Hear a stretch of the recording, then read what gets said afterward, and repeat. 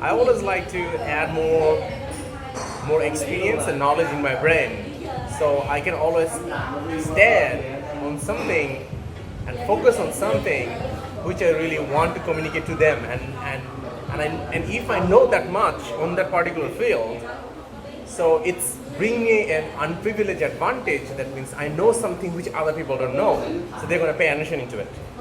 After working like last 15 years in IT field, this is what I realized. What is IT? Yeah.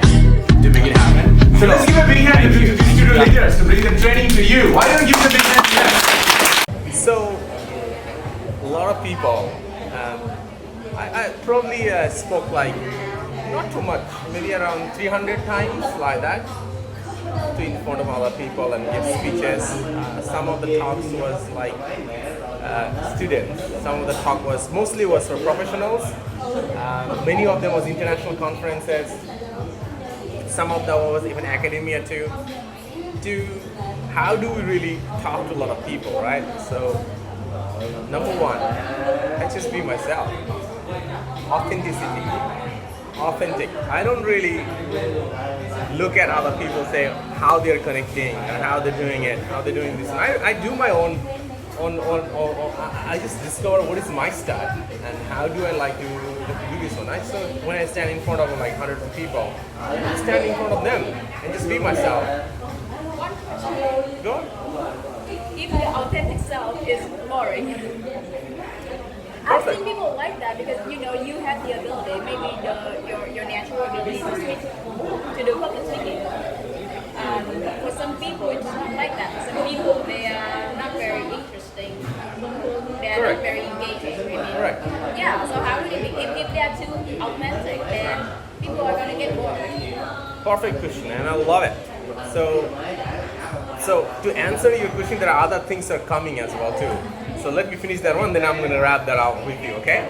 So stick around. So number one is I love to be myself and be authentic what I'm doing and what I'm going to talk about. Number two is about I always like to add more experience and knowledge in my brain, so I can always stand on something and focus on something which I really want to communicate to them, and if I know that much on that particular field, so it's bringing me an unprivileged advantage. That means I know something which other people don't know, so they're going to pay attention into it. And number three, when I already have the attention of the people, right? I come in, a lot of people talk about great presentation skill, and then you can be a great speaker. It's not about presentation skill. It's about how you bring the value to your audience. Like I just told you like 5 minutes ago, I like to make things for other people rather than like for myself.